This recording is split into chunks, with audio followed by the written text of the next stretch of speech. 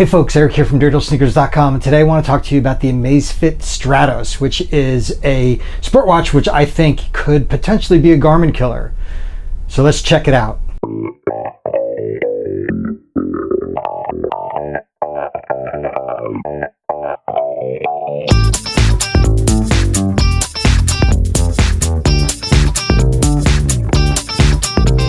So let's talk about the design first. I really like the way the Amazfit Stratos looks and feels. It's got this carbon fiber weave body. It's got the aluminum buttons. It's got a metal bezel and a touchscreen. And the strap at $200 could, for the whole watch, not just for the strap, could have been really cheap feeling. But I gotta tell you, it's got a nice little, it's got a nice feel to it. It's kind of rubbery, it's kind of soft. It doesn't have that hard plastic feel that a lot of watch straps can have that are in the lower range. Now I know $200 isn't the super low range. I gotta tell you, it's really economical. $200 is not what I would have expected this to be priced at. So you can change the watch strap. Not the easiest to get on and off, but definitely not the hardest. Definitely in line with Fitbit, and at 22 millimeters in width, you're going to have a ton of options online for third parties to get a different band if you don't like the color. You can see that it has the heart rate monitor, the wrist heart rate monitor built in. The 3 contact points right above the HRM are going to be for charging. That brings me to the battery life. Battery life was, I'll give it like sort of a B. I am used to the Garmin Fenix 5 series, which has batteries for days, you know, up to 5 or 6 days, using it a couple hours a day. After I upgraded the firmware and turned off the constant heart rate, I got about 3 days worth out of the battery, and that was using it for about an hour and a half every day. So not the worst, but definitely not the best. The watch came out of the box at 70% charged. It took about an hour and a half to charge the watch from zero. So, you know, I would put that in about average as well.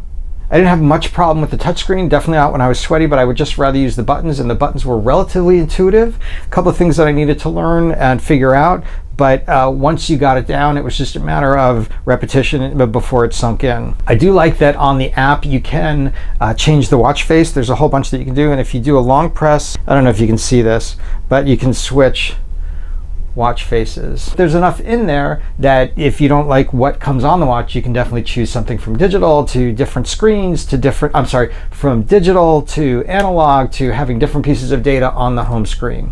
Here's why I think that this could potentially be a Garmin killer, is because of the advanced metrics that you get on this. Now, I haven't seen a watch that is this cheap that comes with VO2 max, your training load, and all of the advanced metrics that Garmin has only been offering on the higher end watches.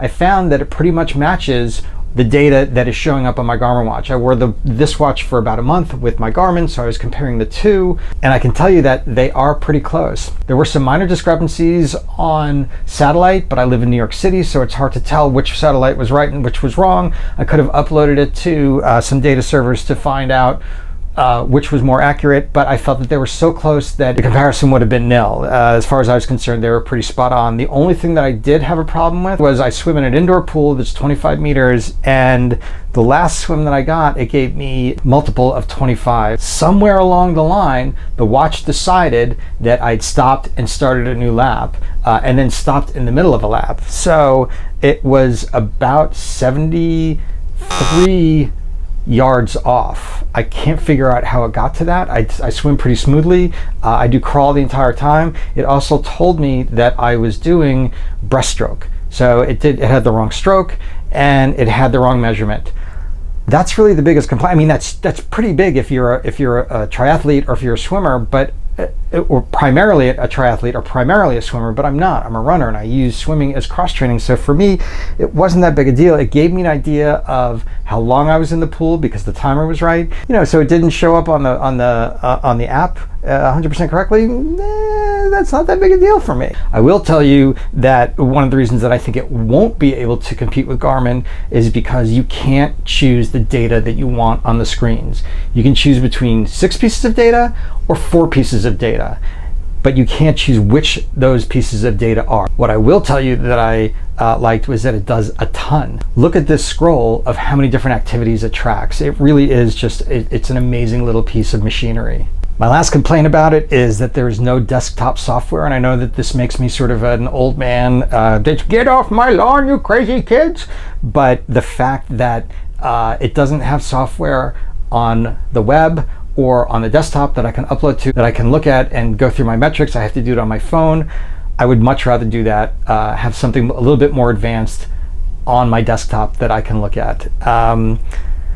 That's not, again, not a deal breaker, because look at how robust this app is. It really has all of the data that you need. I would just prefer to be looking at on a larger screen on my desktop. Overall, 2 thumbs up. I think that this is a great watch. Unlike some of the other watches that I've reviewed, it really is something that I think that a serious athlete should consider when looking for a watch, because it's only $200, because it has advanced metrics, and because it tracks so many different activities. This could be the only watch that you need. It doesn't come with a heart rate monitor strap, but you can pair it with a Bluetooth heart rate monitor if you want to wear one. I can't say enough good things about this. I think it's a great watch. If you're looking for a mid-level, inexpensive watch, click the link below. Please note that that is going to Amazon, that I make a little bit of money off of each purchase that you use from that link, because well, it helps support the channel. So I just want to be clear and upfront about that, so to make sure that you knew that. So that's about it. If you like this video, smash that like button below, get it up into the YouTube algorithm a little bit more. If you like gear reviews, race reviews, or anything endurance sports related, why don't you subscribe to my channel, but more importantly, hit the bell next to the subscribe button so you get notified when I put up videos every week. Thanks folks, and I will see you next time.